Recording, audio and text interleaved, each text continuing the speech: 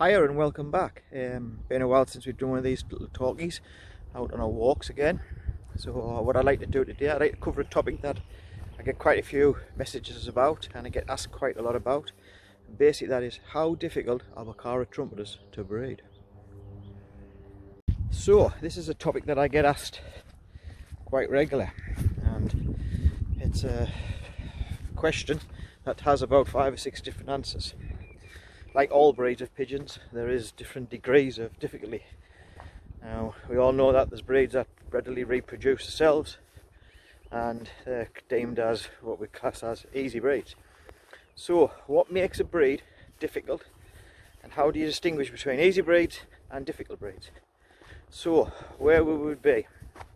So, my book is any breed that can lay 2 eggs, fertilise them 2 eggs, sit on them 2 eggs, hatch them 2 eggs and raise them 2 chicks to weaning stage as deemed easy. Now there's different degrees of beginner breeds, so you're talking your rollers, your flyers, your racers. 90% of the basic non-structurally type breeds that just look like a normal pigeon will readily, if in good health and are provided with the right environment, the right nest materials, the right nest boxes, the right nutrition, will readily and easily reproduce the cells.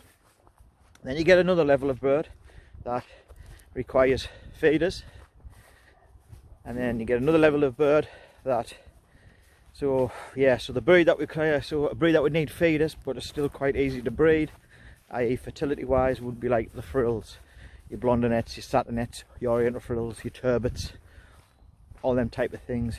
I bred turbits and all these breeds, them breeds for 10 plus years, and found them very easy to breed. The cocks, hens laid okay, cocks filled eggs okay, feeders, eggs under feeders, 9 times out of 10, 2 chicks. Some youngsters needed to be topped up, but the majority of them did alright, quite fine on the one. Then you get other breeds that have a little bit more of a difficulty, breeds that need trimming. So this would involve breeds like tumblers, long-faced tumblers, long-faced muff tumblers, Bokharas, and we fall into that breed, into that category. So my breed falls into a category of difficulty is that unless you trim them, the eggs will rarely be fertile. 9 out of 10 times the parents will not sit on their own eggs, so you require feeders. Fertility is very, very low in the breed. It's a very docile breed. It's a lot more fertile than it used to be when I first started, but it's a very docile breed.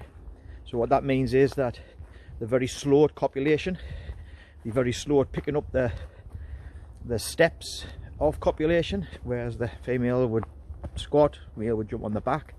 Usually young birds, first time year males, yearling males, they tend to be very slow at picking this up, and the season's usually over before they've learned exactly how to do it. Not always the case, and some will take it very readily and some might take 2 or 3 years. I've persevered myself many a year with cockbirds that hadn't grasped how to do it. So then you've got your birds, so you lay the eggs, you've provided all the right nutrition for them, the right health, everything is going good, everything's great, and you need your feeders. So then you have to put the eggs under the feeders, and then after that you have to rely on your feeders to rear them and give them a nutrition to molt on. So how difficult are they to breed? On a scale of 1 to 10, I'd probably say they were probably a 7. Now there's a lot of people who have started with Bokharas and first couple of years never bred a youngster, packed them up, moved on to something easier. And then there's other people who's tried them and kept them and succeeded with them straight away and kept them all their lives. I mean, I fall into the category where the first 2 seasons I kept them, I didn't do very well. The first year I raised 1 to maturity and it died. The second year I raised 3 and 2 of them died at weaning. And then it took up to about the 3rd or 4th year before I started to pick up any numbers and breed quite a few. Now bear in mind I only had 3 or 4 pair and I was 14 and 15 year old, and fancy pigeons was not as readily as available as what they are nowadays. So and the information was not there. We didn't have Google, we didn't have YouTube, we didn't have Facebook, we had none of that. So basically it was just a learn as you go, see what worked, and from then on hopefully pick up things that make work. So then we have a thing called quality, and we have a thing called a standard. Now there is no doubt that although that I do say that Bokharas probably are 7 out of 10 as a difficulty level for breeding, when it comes to breeding birds that resemble the standard, they are the most difficult. There is no breed of pigeon on this planet that is more difficult to reproduce birds of a quality that resembles the standard. The standard drawn, I know I talk about the standard a lot, but that's pretty much the be all and end all with fancy pigeons if you're a serious breeder, and that's breeding birds towards the standard. We have that many features on the breed that handicapped with the low fertility, the low egg production. Females are maybe what you tend to find, the better the quality, the less rounds of eggs they'll lay. And I found that most of the hens that I consider to be hens that are top draw hens, they'll probably only lay about 3 or 4 rounds of eggs a year, and out of them 3 or 4 rounds of eggs, you probably get maybe 3 or 4 fertile, and you might raise 2 or 3 to weaning, and maybe 1 or 2 maybe used the following year to help reproduce and move on to produce better birds. Now that, compared to some breeds, is pretty difficult, especially when you get some breeds where you can mate them together and breed 10 youngsters. 8 will resemble the standard, 2 will be mismarked, so you'll put them in the bin, leave yourself with 8 youngsters to move on with the next year.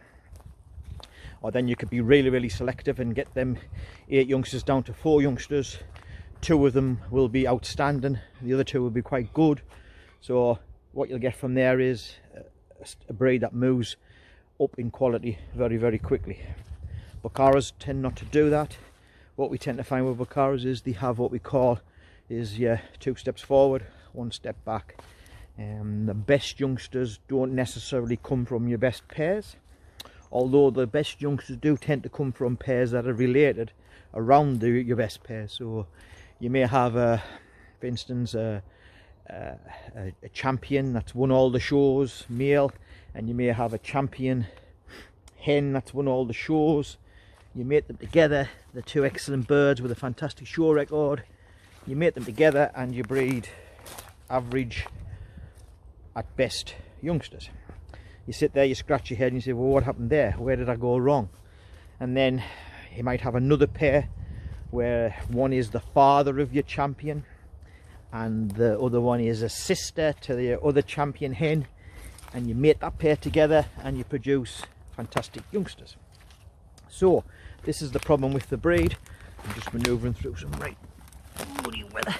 So this is the problem with the breed, is it doesn't reproduce itself very well. Good ones only come along very rarely.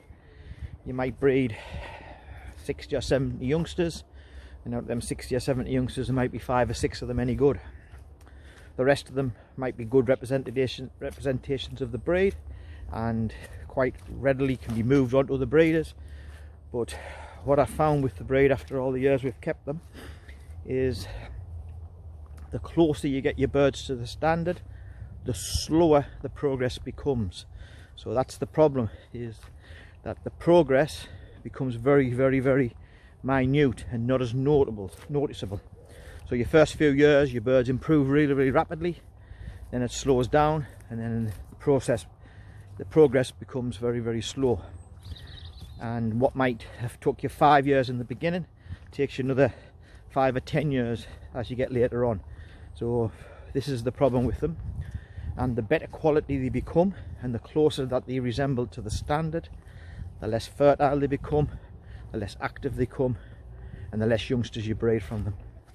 We say that average, if you can get 3 or 4 youngsters from a pair across the board, so 10 pair would breed you 40 youngsters, you had a good season. Ideally, what I tend to like is is I'd like to get the 6, 8 or even 10 or 10 plus from a pair, which is quite difficult. Now what we'll find is that you will pay 10 pair down, 2 pair will breed really readily, and you'll end up with a dozen youngsters from each pair. Then you'll get another 6 pair that'll produce 3 or 4 youngsters, and then you'll get 2 pair that'll do absolutely nothing. And this isn't unheard of, to have pairs of Bokharas together, and the hen might hardly lay and the cock might hardly fill, or the hen might lay really well and you don't get anything. And then there's always the luck factor. You always need that in your corner as well.